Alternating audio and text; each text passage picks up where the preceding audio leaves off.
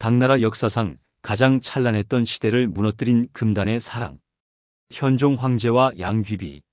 황제는 며느리를 사랑했고 제국은 그 사랑의 무게를 견디지 못했습니다. 34살의 나이 차이를 뛰어넘은 사랑은 어떻게 대제국을 폐허로 만들었을까요? 권력과 욕망 그리고 파멸로 점철된 이야기를 오늘 끝까지 들어보시겠습니다. 구독과 좋아요, 알림 설정을 눌러주시면 역사 속 숨겨진 진실이 다시 펼쳐집니다. 그럼 이야기 시작합니다. 7세기 당나라는 세계의 중심이었습니다. 몽골 제국 그리고 청나라와 더불어 중국 역사상 가장 넓은 영토를 차지했던 대제국이었어요. 실크로드를 통해 동서양의 물자가 모여들었고 각국의 인재들이 장안으로 향했습니다. 유라시아 대륙의 심장이었죠.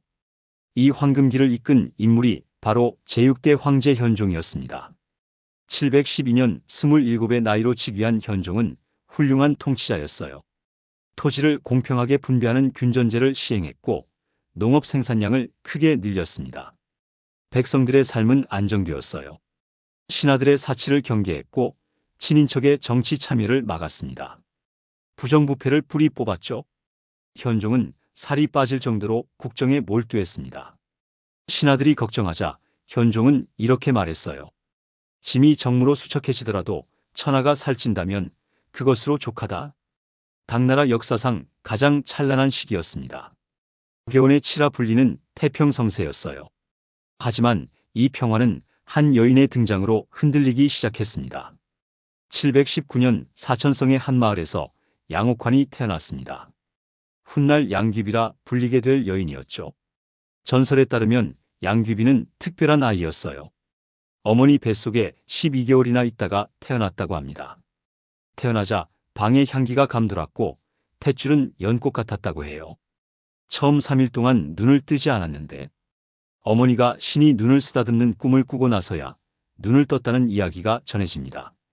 피부는 백옥 같았고 이 세상 사람 같지 않은 용모였다고 기록되어 있어요. 하지만 어린 시절은 평탄치 않았습니다. 10살도 되기 전에 부모를 잃었어요. 낙양의 하급관리 양현규의 수양딸로 들어가 자랐습니다. 그런데 이 하급관리의 수양딸이 어떻게 황제의 며느리가 되었을까요? 양귀비의 첫 번째 무기는 빼어난 미모였습니다. 당대 최고의 시인 백거이는 장안가에서 이렇게 썼어요. 눈웃음 한 번에 온갖 교태가 나와 궁궐의 미녀들이 낯빛을 잃었다고요. 과장이 아니었습니다. 양귀비의 키는 160cm 정도였고 몸무게는 70kg 되었어요. 당시 기준으로 풍만한 몸매는 부의 상징이었습니다. 귀족들만이 풍족하게 먹을 수 있었으니까요. 하지만 미모만으로는 부족했습니다. 양귀비는 가무에 뛰어났고 음률에 통달했어요. 비파와 하프 연주에도 수준급이었습니다. 특히 당시 유행하던 호선무는 양귀비의 전매 특허였죠. 빠르게 회전하는 춤이었어요. 이런 재능이 황실의 눈에 띄었습니다. 735년 양귀비는 16살의 나이에 현종의 18번째 아들 수왕과 혼인했어요. 현종에게는 아들만 30명이 넘었습니다. 수왕은 현종이 가장 사랑했던 후궁 무해비의 셋째 아들이었죠. 양귀비와 수왕의 결혼 생활에 대한 기록은 거의 없습니다. 자식이 있었는지 어떻게 지냈는지 아무도 모릅니다. 심지어 정사에서는 수왕의 부인이었다는 사실조차 빠져 있어요. 누군가 의도적으로 지운 것 같습니다. 현종이 며느리와 사랑에 빠진 사실을 감추려 했던 거죠. 736년 충격적인 사건이 일어났습니다. 현종이 가장 아끼던 후궁 무해비가 갑자기 세상을 떠난 거예요. 무해비는 황후가 죽은 뒤 황궁의 실질적인 안주인이었습니다. 현종은 그녀를 황후처럼 대우했어요. 하지만 무해비는 욕심을 부렸습니다. 자신의 아들을 태자로 만들려 했어요. 태자와 다른 황자들이 반란을 일으킨다는 모함을 꾸몄습니다. 음모는 실패했고 무해비는 얼마 뒤 40살의 나이로 죽음을 맞았어요. 수왕을 포함한 그녀의 자녀들은 강력한 후원자를 잃었습니다. 권력에서 소외되었죠. 현종은 큰 상심에 빠졌습니다. 오랫동안 슬픔에 잠겨 국정까지 방임했어요. 신하들은 무해비 대신 현종 곁을 채워줄 미녀를 찾기 시작했습니다. 황제 최측근 환관 고력사가 앞장섰어요. 현종은 고력사를 깊이 신뢰했습니다. 고력사가 곁에 있으면 잠들어도 마음이 편하다고 말할 정도였어요. 고력사는 중국 전역에 미인을 찾는 사신단을 파견했습니다. 화조사라 불렸죠. 신분과 집안 귀천을 따지지 않았습니다. 결혼 여부도 관계없었어요. 여성들의 의사는 무시되었습니다. 하지만 현종의 눈은 높았어요.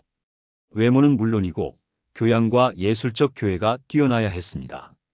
그러던 어느 날 현종은 완벽한 여성이 있다는 이야기를 들었어요. 뛰어난 미모와 예술적 재능을 겸비한 여인이라고 했습니다. 바로 며느리 양귀비였습니다. 아들의 아내였지만 현종은 망설이지 않았어요. 제국의 황제는 갖지 못할 것이 없는 절대 권력자였으니까요. 현종은 온천궁에 연회를 열고 양귀비를 불렀습니다. 두 사람의 첫 만남이 이루어졌어요. 양귀비는 21살이었고 현종은 55살이었습니다. 34살의 나이 차이가 있었죠. 하지만 현종은 첫눈에 양귀비에게 빠져들었습니다. 자신이 직접 만든 음악을 양귀비에게 들려주었어요. 고전에 따르면 현종은 첫날 밤부터 화려한 장신구와 금귀걸이를 선물하며 사랑을 맹세했다고 합니다. 두 사람은 며칠을 함께 보내며 꿈같은 사랑을 나눴어요. 양귀비는 진심으로 사랑했을까요? 아니면 권력욕이었을까요? 신당서에는 이렇게 기록되어 있습니다. 양귀비는 총명하고 지혜가 뛰어나서 황제의 뜻을 잘 헤아렸다. 시어머니가 죽어 권력에서 소외된 수왕 곁에 있는 것보다 최고 권력자의 여자가 되는 편이 낫다고 냉정하게 판단했을 수도 있습니다. 남편 수왕의 반응은 어땠을까요? 일설에 따르면 수왕은 태자 자리와 양귀비를 놓고 현종과 협상했다고 합니다. 하지만 신당서에는 수왕이 양귀비를 보낸 뒤 곧바로 재혼했다고 기록되어 있어요. 현종이 적절한 보상을 한 것으로 보입니다. 하지만 현종은 바로 양귀비를 자신의 여자로 공식화할 수 없었어요. 비판이 많고 눈치가 보였습니다. 현종은 의외의 선택을 했어요. 양귀비를 도교 사원으로 보내 여자 도사로 만들어버린 겁니다. 도교는 누구나 신선이 될 수 있다는 꿈을 안겨주는 종교였어요. 당나라는 도교를 숭상했습니다. 황궁 안에도 도교 사원이 있을 정도였어요. 신선이 된다는 것은 현실 세계를 벗어나 새로운 사람이 된다는 의미였습니다. 현종이 노린 것은 바로 그 점이었어요. 양귀비를 도사로 만들면 며느리였던 신분을 완전히 지울 수 있었습니다. 일종의 신분 세탁이었죠. 당시 여자 도사는 불교의 비구니와 달랐습니다. 머리를 기를 수 있었고 자유로운 생활이 가능했어요. 남자들과 데이트를 하거나 원치 않는 결혼을 피하는 도피처로 사용되기도 했습니다. 현종은 궁 안에 도교 사원을 지어 양귀비를 불러들였어요. 744년 양귀비는 25살이었고 현종은 60에 가까웠습니다. 양귀비는 궁중에서 낭자로 불렸지만 대우는 이미 황후급이었어요.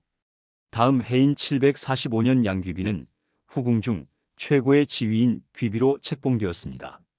황후가 없는 황실에서 가장 높은 자리였죠. 공식 후궁만 121명이었지만 궁녀는 4만 명에 달했습니다. 현종은 당나라 역사상 가장 많은 궁녀를 거느린 황제였어요. 하지만 양귀비가 귀비로 책봉되자 다른 후궁들은 싹 사라졌습니다. 현종의 사랑을 완전히 독점한 거예요. 두 사람의 금단의 사랑은 본격적으로 타오르기 시작했습니다. 하지만 이 사랑은 황실뿐 아니라 당나라 전체의 운명을 뒤흔들게 됩니다. 두 사람이 사랑을 키워간 곳이 있었습니다. 장안 외곽의 온천궁 화청지였어요. 현종과 양귀비의 사랑이 절정에 이른 곳이자 파국의 씨앗이 뿌려진 곳이었습니다. 현종은 매년 10월이면 추위를 피해 화청지로 갔습니다. 황실 전용 온천이자 요양지였어요. 양귀비와 만난 뒤로는 머무는 시간이 더 늘어났습니다. 현종은 화청지를 확대하고 화려하게 꾸몄어요. 대리석으로 장식한 환락의 궁전이 되었습니다. 양귀비를 위한 전용 욕탕도 마련했어요. 길이 3.6m 정도의 아담한 욕탕이었습니다. 모양이 해당화 꽃잎을 닮았다고 해서 해당탕이라 불렸어요. 원래 귀한 녹보석으로 치장되어 있었습니다. 양귀비는 이곳에서 여산의 경치를 바라보며 매일 목욕을 즐겼어요. 하루에 10번 가까이 목욕할 때도 있었다고 합니다. 중국 역사가들에 따르면 양귀비에게는 콤플렉스가 있었다고 해요. 겨드랑이에서 냄새가 났다는 겁니다. 시종도 코를 막을 정도로 심했다고 전해져요. 하지만 현종은 만성 축농증이 있어서 잘 맞지 못했다는 이야기가 있습니다. 양귀비는 냄새를 덮으려고 용례향이라는 비싼 약재를 온천물에 풀어 목욕했어요. 서역에서 고가에 들어오는 귀한 향료였습니다. 이 향이 진동하는 온천물을 쓰고 버리면 물이 마을로 흘러들어갔어요. 사람들이 향수처럼 다 가져갔다고 합니다. 온천욕을 마친 양귀비는 속이 훤히 들여다보이는 붉은 비단옷을 입었어요. 시스루 같았습니다. 백거이의 장안가에는 이런 구절이 있어요. 봄밤은 짧고 해는 높이 떠오르는데 이때부터 황제는 조회에 나가지 않았다. 양귀비와 시간을 보내느라 신하들과의 조회도 나가지 않았던 거죠. 정무에 점점 소홀해졌습니다. 때와 장소를 가리지 않고 사랑을 나눴어요. 한 설화에 따르면 중추절의 달맞이 풍습도 현종과 양귀비가 시작했다고 합니다. 달을 구경하며 즐기는 놀이가 백성들에게 퍼져나갔다는 거예요.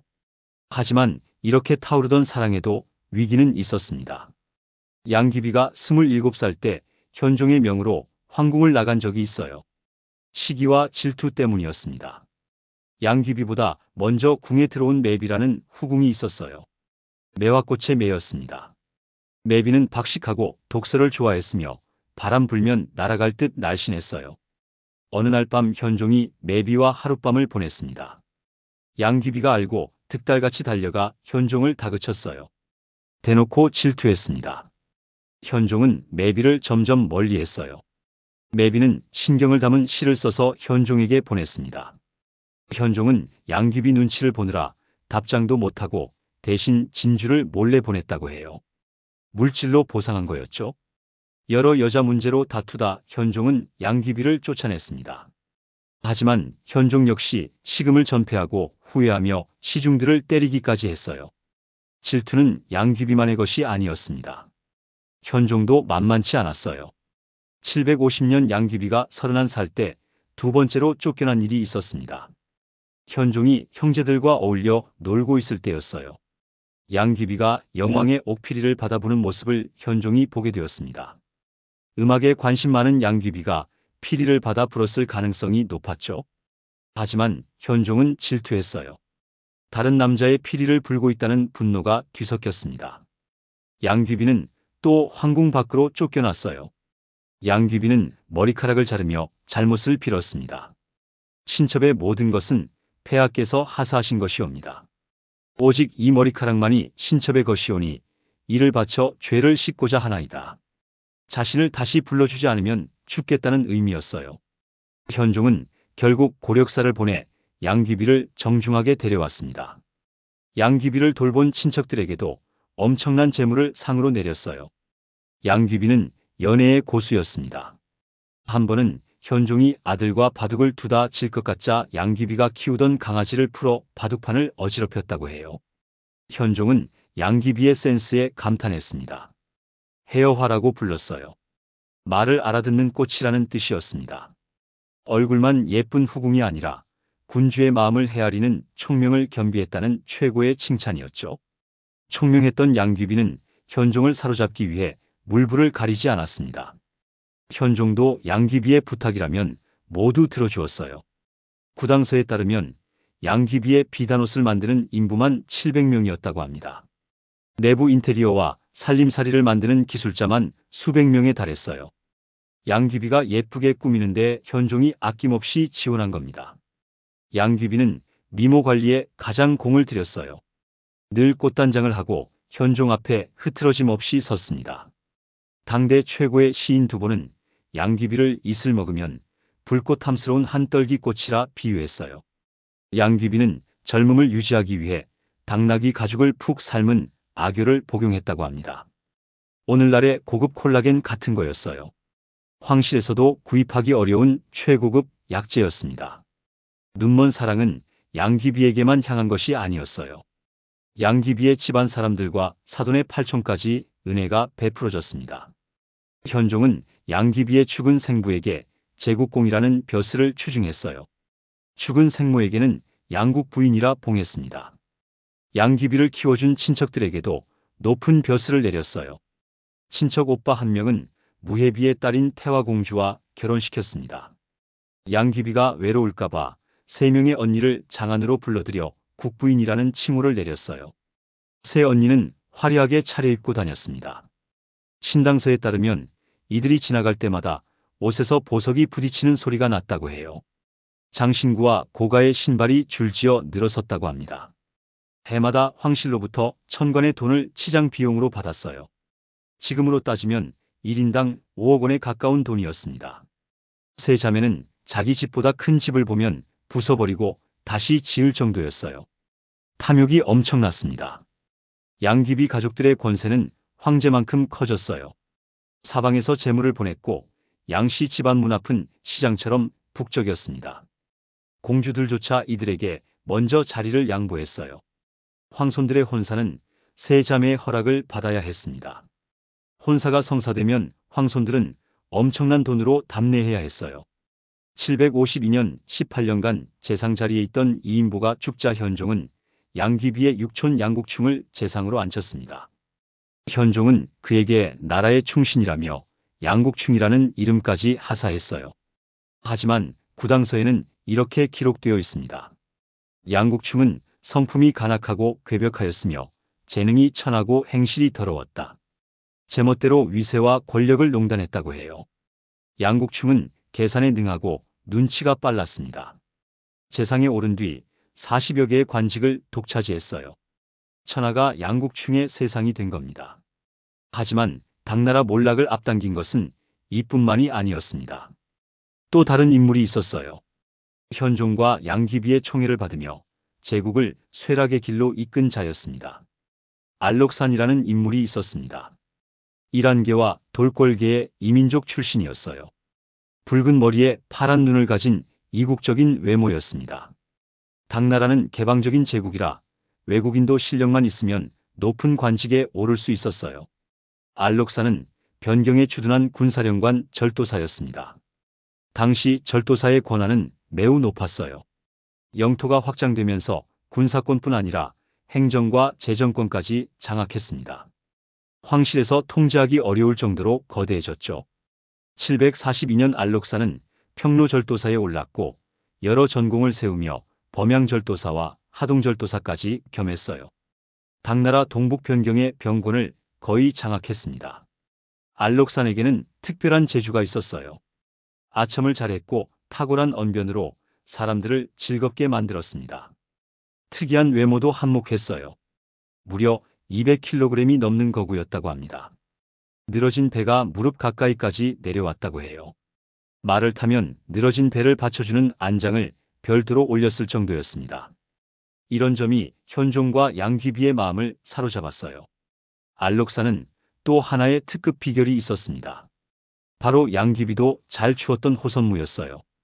200kg의 거구로 호선무를 추면 한 줄기 바람처럼 날쌘 듯 했다고 합니다. 춤과 노래를 사랑하던 현종과 양귀비의 눈에 알록산은 매력적이었어요.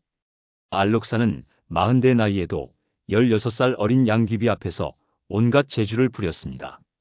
현종과 양귀비의 신임을 받으며 권위는 점점 높아졌어요.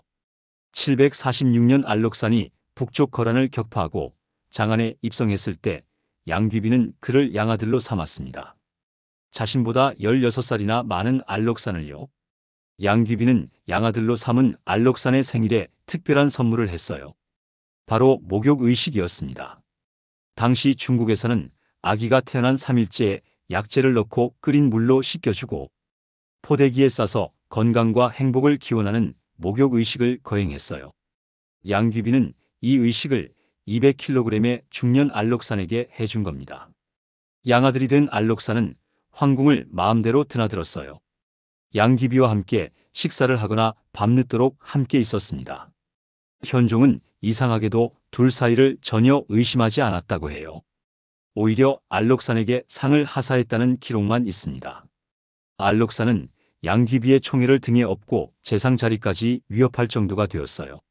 하지만 양귀비의 육촌 양국충은 위기감을 느꼈습니다. 처음에 두 사람은 함께 현종과 양귀비의 신임을 받았어요. 하지만 점차 더 많은 신임을 얻기 위한 경쟁을 시작했습니다. 충성 경쟁은 전쟁으로 이어졌어요.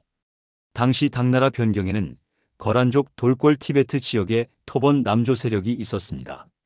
745년 알록산이 거란을 토벌하고 돌아오자 양국충은 무리하게 남조와의 전쟁에 나섰어요. 하지만 양국충은 군인이 아니었습니다. 눈치만 빠른 양귀비의 육촌일 뿐이었죠. 남조에 대패했고 수십만 명의 군대를 잃었습니다. 오히려 남조가 토번과 손을 잡고 당나라에 대항하는 계기를 만들어 주었어요. 무리한 전쟁이 계속될수록 백성들의 생활은 비참해졌습니다. 당대 최고의 시인 두보가 탄식했어요. 귀족들 집안에는 술과 고기 썩어 나가는데 길가에는 얼어 죽은 시체가 뒹구는구나. 이 시는 자신의 아들이 굶어 죽었다는 소식을 듣고 지은 것이었습니다. 백성들이 잘 먹고 잘 살던 현종 초기의 모습은 온데간데 없었어요. 간신들의 무리한 원정으로 당나라는 큰 재정 부담을 안았습니다. 하지만 현종은 양귀비의 친척들과 환관 간신들에게 조정을 맡기고 양귀비와 즐거운 나날을 보내느라 정신이 없었어요. 점점 정치로부터 멀어졌습니다.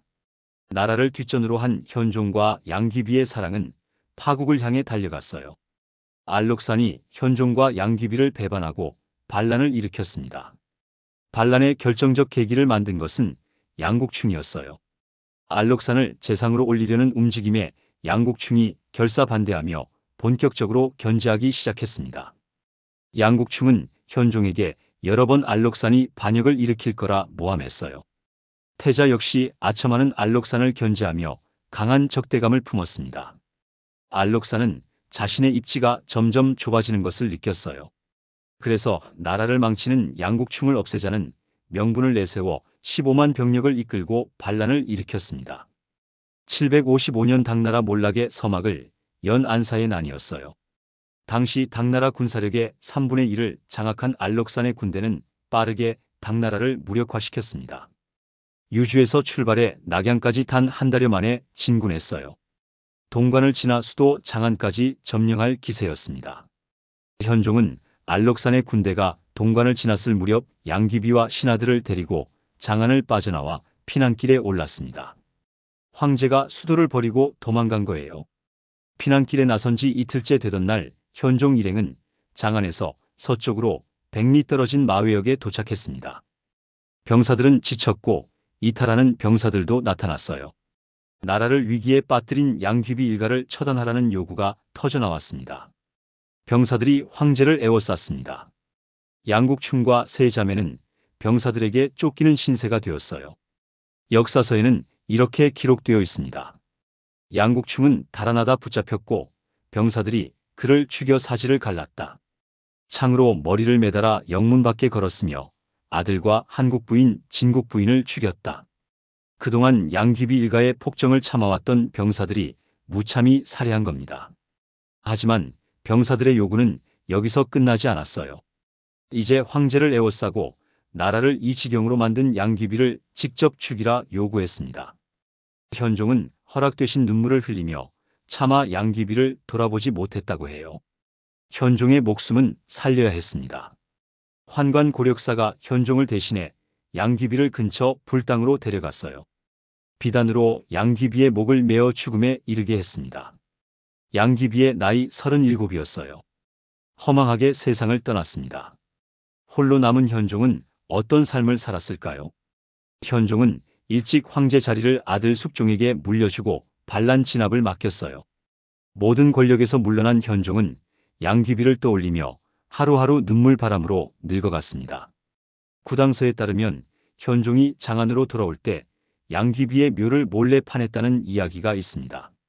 현종은 양귀비 없이 6년을 더 살다가 77의 나이로 쓸쓸히 눈을 감았어요. 당나라는 과거의 영광을 회복하지 못하고 점점 몰락의 길로 접어들었습니다. 그동안 당나라 몰락에 양귀비가 방아쇠 같은 역할을 했다고 알려졌어요.